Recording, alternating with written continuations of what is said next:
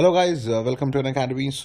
This is the current affairs based MCQ for today, and you can also read more about me on this slide over here, and do follow me on Unacademy on this link to get updates on my courses and on my videos. General instructions are the same. Do watch today's Hindu summary, and then you can pause and attempt the video and resume the lesson again, and do share your scores in the comment sections below to assess your preparations level. So which of the following statements are correct? The existing Payment Settlement System Act of 2007 compel most of India to rely on cash transactions. The second is because the existing law specifies neither the purpose of regulating the payment market and promoting competition, nor does it pay any attention to protecting consumers in digital payments, and it is also silent on data protection issues. And in case of conflict, RBI's decision shall prevail. So we have to find the correct option. There's some typo error here that by mistake it's written incorrect, so ignore that. We have to find the correct statements. So actually, fourth statement is incorrect. Rest of the three statements are correct. So A first, second, and third is the correct option.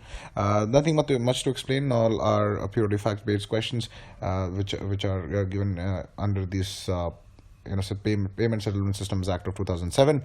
The next one is regarding mission innovation includes smart grid, sustainable biofuels, waste recycling, converting sunlight to create storable solar fuels.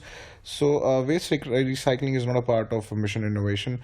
Smart grid, sustainable biofuels, and converting sunlight to create storable solar fuels is a part of this one. So B, first, second, and four is the correct option. And the statement is to accelerate the pace of clean energy innovation to achieve performance breakthroughs and cost reduction to provide widely affordable and reliable clean energy solutions. The next one is regarding which of the following was advised by Committee on Digital Payments, levying a handling charge for cash payments over a certain limit, a reduction in the mandatory threshold for coding PAN card numbers, Aadhaar to be used in alternate KYC for people who don't have a PAN, and no transactions are permitted on prepaid wallets without KYC. So actually we have to find the correct statement. So fourth one is incorrect, and first, second, and third are the correct ones.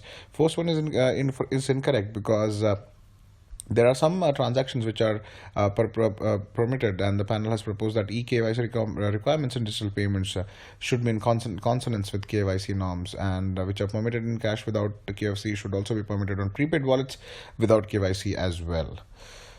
So that is why the fourth statement of that question was incorrect. The next one is regarding the correct regarding the samba masuri. So it is a variety of banana. No, it is actually a variety of rice and not banana. So first one is ruled out.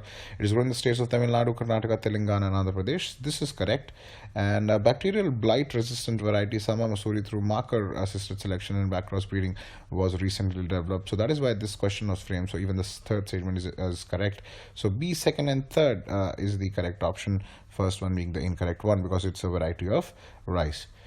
The next question is regarding the following changes that have been introduced for obtaining passports. So the application form now requires the name of one parent and not both. This is correct. The celebration that marriage certifications and divorce decree should be provided has been removed. This is also correct. The obsolete concept of getting documents attested is also correct. You can do self-attestations and self-declarations. And a key reform is that the birth certificate is no more the main proof of date of birth.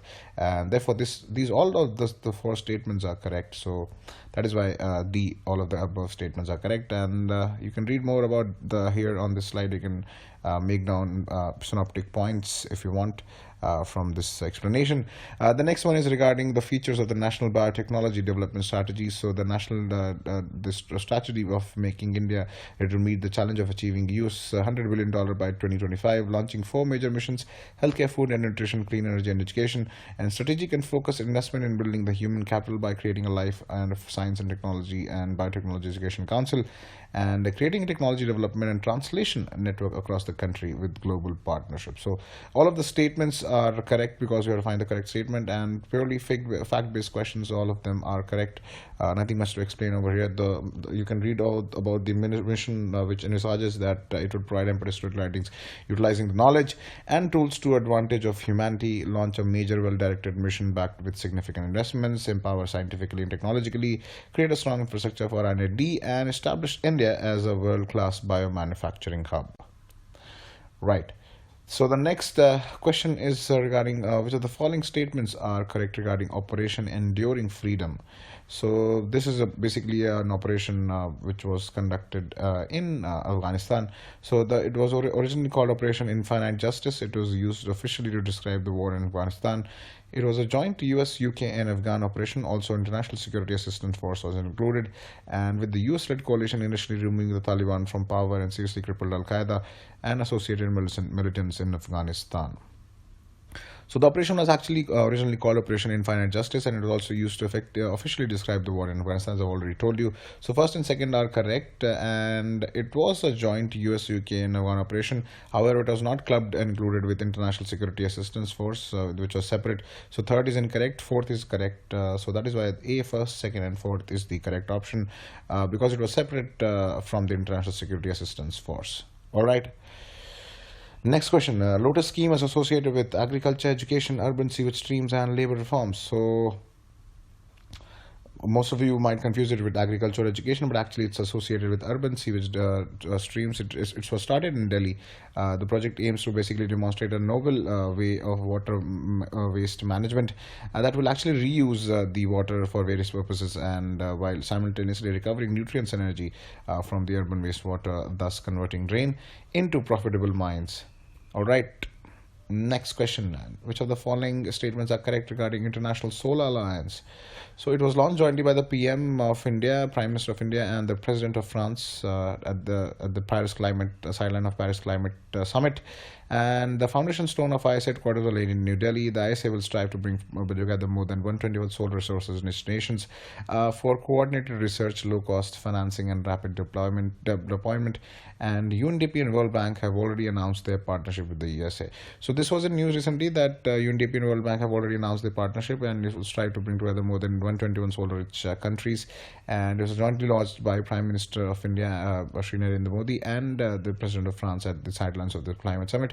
However, the foundation stone of the headquarters was laid in Gurugram and not in New Delhi. So that is the second statement is incorrect. The correct options are 1, 3, 4. That is why C option is the correct one. It was laid at Gwalpahadi in Gurugram in Haryana. So the last question for today. The world's longest bullet train was recently operationalized in Russia, Germany, China, and Singapore. So generally two countries have always taken the lead in these kind of things for bullet trains specifically. Those are China and Japan. So since Japan is not an option over here, so you can safely apply your mind, and you can answer this question by just looking at the options that it will be by China. So the world's longest bullet train was actually recently operationalized in China. So guys, this is it for today's questions. Do rate, review, and recommend the course. Till next video, thank you so much, and last few days of the month of this year, do enjoy and do your studies well. Take care. Bye bye.